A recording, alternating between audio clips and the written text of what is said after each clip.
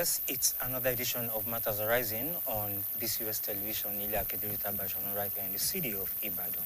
And yes, Matters Arising, like you know, yes, deals with topics making the rounds across the country and even beyond the shores of the country. And of course, talking about the economy, security issues, transport issues, management of monies, security issues in particular, and some other issues talking about agriculture, talking about education, talking about health. And yes, any topic that catches our interest, yes, we deal on Matters Arising each week of each day of the week. And of course, like you know, we always have guests, yes, eminent personalities that will, always delve and deal with these topics whenever we bring them. And yes, today, of course, let me just introduce myself first. Bimbakwambi is my name, and today I always call them these terrorists. And yes, I don't know, what do these people want? That they just keep on coming, killing, maiming, kidnapping people, even young ones, like this one that happened in terror attacks on 3 schools in Oriri local government area of Oyo State, 3 schools in Ogbomoso. The scenario was, yes, a coordinated attack. Yes, these people had been on ground for a long time, and they carried it out even in broad daylight, around 9:30 to 10 in the morning, while the kids were on assembly. And well, there were casualties. A teacher was killed while trying to escape. Young primary school kids were abducted. Teachers were abducted. A principal of one school was abducted, kidnapped, a lady for that matter. But what worries me is that those small kids, those primary school children, just yesterday, a video went viral, seeing those people beheading another teacher. Well, latest reports, when the government, the police, the army, the IGP even stepped in, President Tinubu has waded into the matter. They said they were closing in on the terrorists. They had been encircled inside a particular forest around, and now we are not very sure what will happen next. We are not too sure what will happen next, and we hope and we know the government is concerned, and Governor Makinde is saying just yesterday that he will not bow to terror. I think he also mentioned something about bargaining with the terrorists. Yes, to release at least those children, if those children are released, if those teachers are released. Yes, maybe, well, there might be a way to, tackle those terrorists. Either they will be arrested, or maybe I'm sure there will be a gunfight. And, well, let's just leave that. I'm not a security expert. A security expert is here with me in the studio, and retired CSP.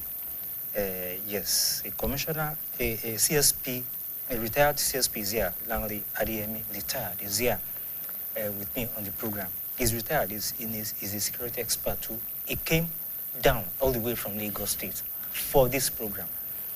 You are very much welcome, sir. Yeah. Good afternoon. Yes, and yes, Olufemi Adenitan Esquire is a legal practitioner and conflict governance expert. Mr. Olufemi Adenitan Esquire, you're welcome to the program. You are not new on the program. Yes. Yes. Now, from all what I've just said here, let's start from the retired CSP. How do you view this?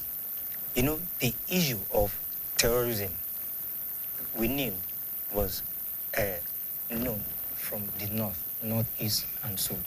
And there were concerns were being raised that this security threat is moving downwards because of the bombardment from that area is making them run down south. We thought it was a joke. at the end of the day, when I noticed that, okay, it has come to Kogi State, I noticed that, yes, to Kwara State. I said, which town or city is next to Kwara? It is Ogbomoso in Oyo State. Do you think, whose fault can we say it is? Is it the people?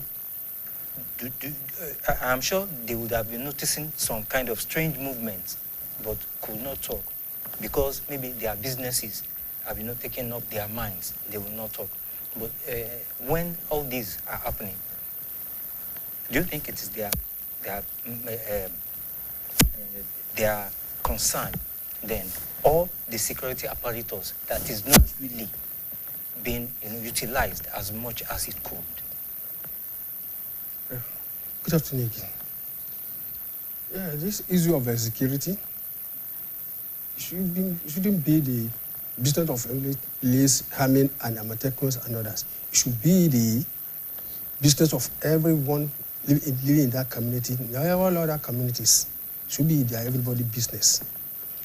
In case in your community, if you see a strange faces, quickly alert your nearby police station, the DPO. Be friend with the DPO, have his number. Anytime you see the cyclists, Okada riders, quickly alert the DPO that, oh, we have some faces, a new faces in our area. DPO will quickly move down with his men to appear in those new faces. That is about that. That's why I said that security is everybody's business. We shouldn't left it for only security alone. Because security based in their office, the moment you have an information, they have to. From a security standpoint now, how would you assess that recent abduction of pupils and teachers in Oyo State, especially the killing of one teacher and the recent, just yesterday, beheading of another teacher? In fact, when I saw that video of Vera, I wasn't happy with it. The man was talking on video, the next thing was beheaded. So shock. So shock. And I believe the Commissioner of Police in the Oyo State have stepped into that matter. Yes, they are. The IG. The IG himself, yes, away from Abuja, came down to Oriri, yes, local government. The deputy governor also The came. deputy governor was there as well. Everyone, I've read something in this paper this morning, what the governor of Oyo State said about that. I've read it this morning. So I feel that since it is, all the security have stepped into that, I believe sooner or later, all of them will be soon be apprehended.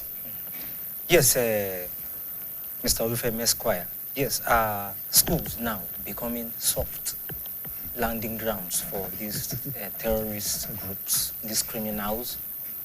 All right, good afternoon to our listeners. And yes, I want to put this in context proper because looking at how this whole porous nature of the borders started, right? So remember, we kept on talking about the Lake Chad. We talked about a stage fragile system where you find out that there's a breakdown of the security apparatus that should do the business of securing the borders, secure the lives and property of people.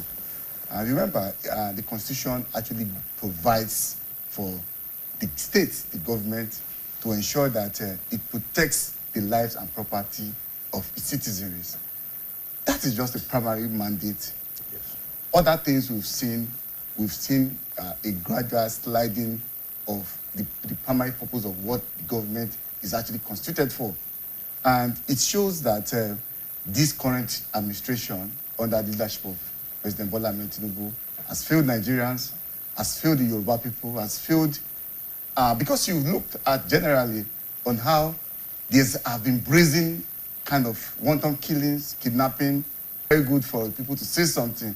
But what of the primary responsibility, those who are constitutionally empowered to protect the people, are they really doing their jobs? And you see, it was in Kogi the other time, was in Kwara the other time, now it's in Ibadan. Because one of it is about access to quality education, even the girl child having access to education, right? And we are seeing a gradual or systemic adoption of school children. So it tells us something about the state apparatus and its inability to address simple tasks of protecting lives and property.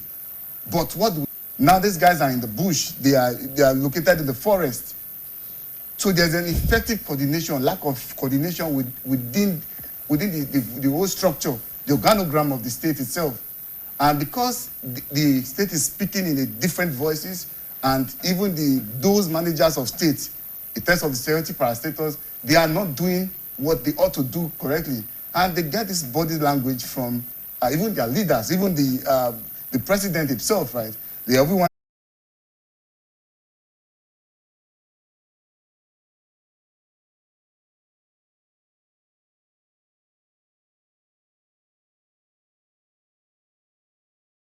incapacitated response of all the agencies. This is a very simple thing. Deploy the military, deploy the Air Force, work in synergy with the forest guards. Use artificial intelligence to know where these guys are located, rather than going through the back door and doing negotiations. CSP, before I come to you, what about the safety of those kids, little girls? It shouldn't even have happened it shouldn't even have happened initially. If it was Nigeria, that is a country that really works. There was a country, China Achebe said,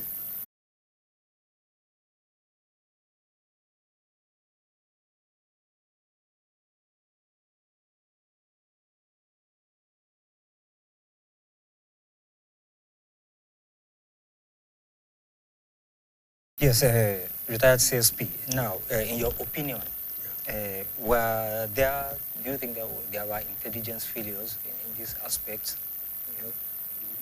No. The intelligence has never failed. You see, whenever we are talking about internal security, everything lies in police. Okay? But the federal government failed police. Look, like in this area, there should be a police station. Churches. You know, remember the Ondo state saga and other states? Maybe police have been sleeping. Those bandits want to wake them up to their duties. Now, I believe state government need to do something along with the police.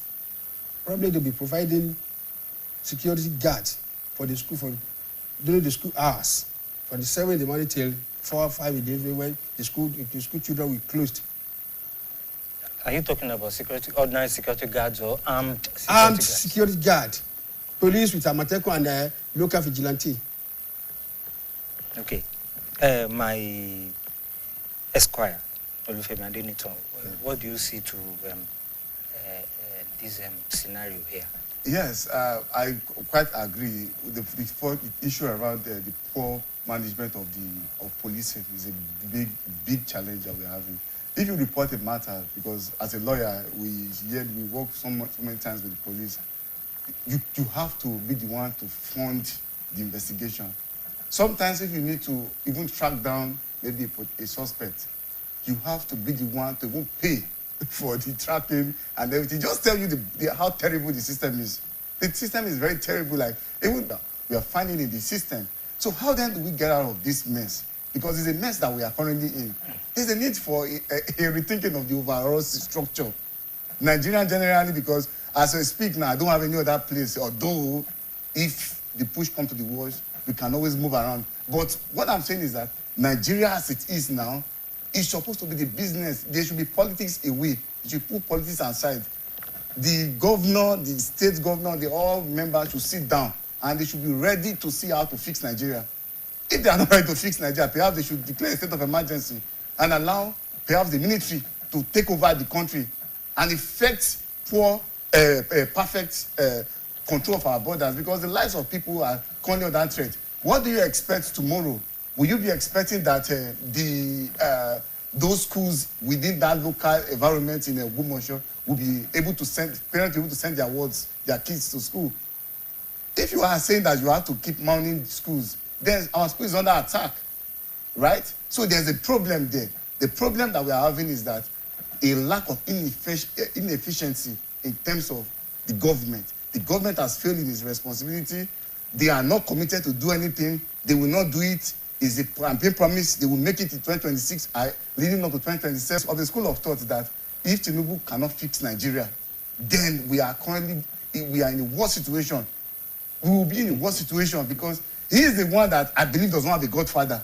And he's the one that understands the country. He has fought generally for out for this democracy.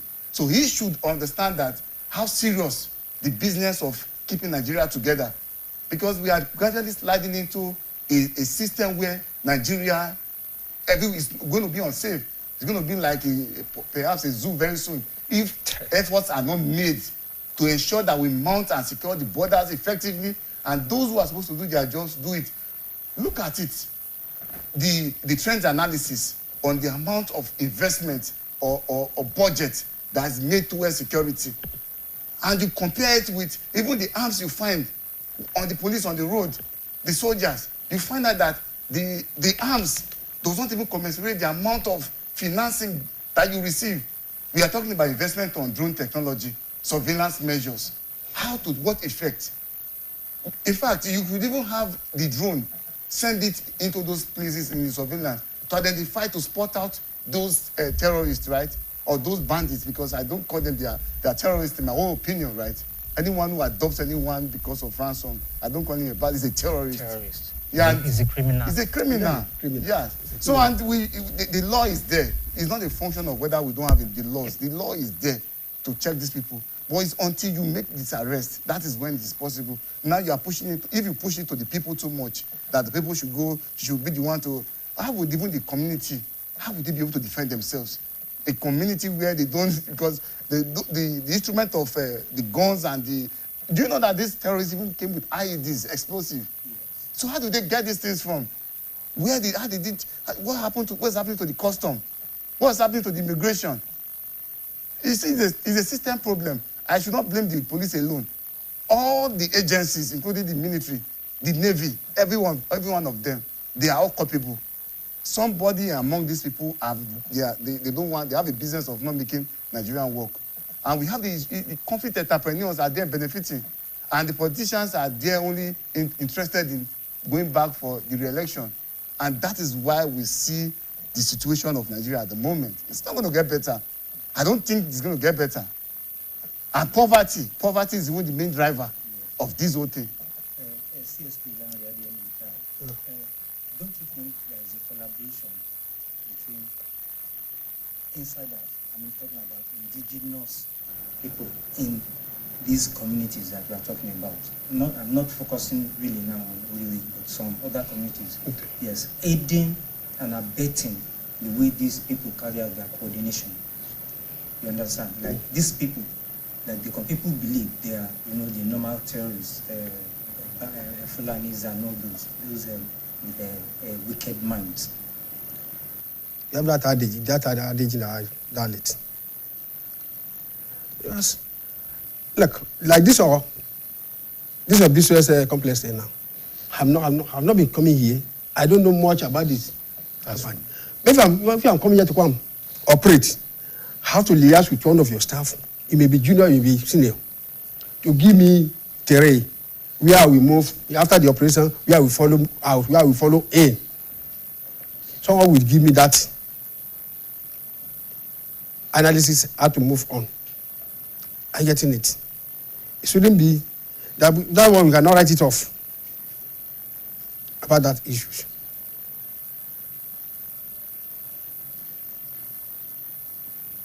Yes, we are listening. We are listening. Okay. You see, whether issue of so big problem, and hence there's a need for the government to do a reform itself, to purge itself, and ensure that those people in governance or in those security personnel go there and they do their job diligently, and so we don't see this kind of kidnapping or adoption again in the future. Well, you want to I'm listening to you. Now, the abductions now, it came in broad daylight, and they operated for some hours, and Operated for an hour. When they said the car of that teacher that was killed ablaze, I believe any police command or any police units around that area might witness that something, what is burning, let's check. But like you said, okay, maybe there might not be any vehicle. There might be a vehicle, no petrol. So in this instance, how do our police, other security agencies, how do they respond to these cases of, these cases of that is supposed to be of quick response from them? You see, I said something earlier. There's no DPO area commander who would like to be having any complaint in his jurisdiction. That's, DPO of so area, why is it complaining? Everything happen in your area every day. Nobody will be ready for that. That's why they will do all possible means. Whether you go and borrow the money to finance his boys to move down here, he will do that. Because he don't want to be fought from his own commissioner or from his own AIG. But the moment the AIG started calling every day, probably they will tell him he's not capable of handling that place, changing, moving out. No, and nobody is ready for that. That's why they all will look for all possible means to get the money and sponsor their men to move. Anytime they have a distress call like that, they sponsor their men, move to the area and make sure that you cop the area. Yes, now, Olufemi Adenito Esquire, what lessons can Nigeria, let's make it general now, what lessons can Nigeria learn from previous school abductions? Cases such as the Chibok, yes, and the Kankara abductions. Yeah, sadly, Nigeria has not really learned any lesson because we've seen that there's been increase in kidnapping over the years, adoption over the years, banditry activities, killings and maimings and beheading, and you see that all these things portrays Nigeria in a negative image or the spotlight, because when someone abroad or someone in America or United Kingdom hears this kind of narrative about Nigeria, it does not sell us very well. And it gives us a very bad image. And when you look at the trends again, it's not even in our favor, right? So, and travel advisories, perhaps many countries always tell their citizens that these are specific red zone countries you should not visit. And Nigeria has also come into the list. And what's the implication for a state like Oyo State, and why the governor, Seyi Makinde, must take it serious and must not believe that it is only the duty of the federal government to provide security. He should take it very serious because it's a very serious business, security of lives and property. Because at the end of it, it's going to sell the state negatively to international community that don't do business with Oyo State. Oyo State is not a safe zone. It will not be classified very soon like states in Borno, like Zamfara. Now, Oyo State will not become a place that you can't even travel to. What comes to your mind now afterwards? Will you be bold enough to go into your vehicle that you want to travel to Ogbomoso by road, having seen the systemic kind of adoption and killings across? We just reported one recently in Oyo State, in Oyo. Now we are talking about in the Ogbomoso. Now you see, it tells us that the state, Oyo State, is not safe anymore. And it's going to be like that. It will get to Lagos, because very soon, by the time they succeed in really making too much adoption, and they will move. And again, the Southwest is under threat. And there have been reports of those kind of scenarios in Ibarapa and Okeogun. Yes, because the state is gradually losing its grip on this. Because what's the whole essence of governance? The social contract was made because the people want the government. The government, according to the Marxist school, the government actually has the monopoly of effective violence and ensuring that it protects its border. It has to demonstrate this not by making statements and all of that. The government must be able to effectively use the institution of the state, which is the military, the police, all of that, civil defense, to do it coordinated. There should be a coordinated, and the investment in the IT. There's no country in the world that don't invest in IT. In the United States, right? I lived there for a couple of times. Before a police should approach you, they have concluded their investigation. In Nigeria, you just find stop and search. I find it very irritating most times to see a policeman just stop you and start asking useless questions. You should be able to profile. There's intelligence. These guys know. They are aware that there was going to be an attack. If you ask them, I don't have the intelligence, but they are aware that something is going to happen. Perhaps maybe they are scared because they don't have the firepower to repel those people. There must be some sort of explanation before you tell me that an attack happened for an hour and they drove through successfully and nothing happened. Nothing happened. Was there no security? Was there no police checkpoints around? So what happened? So all the security apparatus collapsed. I am aware that the road is terrible. I'm also aware that the network in that area is also poor. But that does not even excuse the fact that the police should switch to action and the agencies, they should be coordinated. Between the twinkling of an eye, we should see actions. Right? So we should not wait until when they have adopted the kids, then the politicians will go ask their persons to prepare them statements and they will issue it and they will go back to business again. We are on top of the situation. We are on top of it. It's irritating because it shows that you are playing with the lives of the Nigerians. I don't know, how do you want everybody to die before you govern them? And when it is time for election, trust me, they will be very accurate in rigging the election. They will rig it. And even the citizens have even lost hope. They will rig it. And they know how to get their way into it. Because you see, okay, now tell me, score the government. From 1999 to now, I will say even from the days of Obasanjo till now, we can't even see an improvement. It seems like it was better then, before 1999. Now look at what we are facing now. It's worse. Nowhere is even safe anymore. Right? So you can't say you want to go to the north now. It's like you are risking your life. Yes. These days now, what you find now is that all the security personnel are being assigned to VIPs. Till today. Even the pastors, the imams, everyone, they are assigned with VIPs. The president makes statements, they don't even obey it. Yes. Because they know that he's not a serious man. Yes. Like you said. No. He's not What the president said He's about not that. a serious He has ordered man. the IG. And IG has withdrawn all his men from the VIP. Are you not seeing VIPs? No. You can't see policemen with them anymore. I see them. You can't see policemen with them again anymor. No. I can give you an example. Okay. During this last term, APC primaries, I saw at least one politician with about 5 policemen. I don't know. In that policeman's car? They are that policeman's car. They are Or they are on that zone of where they want to do conference or congress. Primaries. Where they want to do their primary. No, the police have to be there. Police have to be there. They don't want to do primary election. They will be there. They were there, but on the convoy of that politician. That politician. Yes. Because there's I have set up a monitoring team. Who is going do anything work in Nigeria? No. I know you're part of the system. No, I am.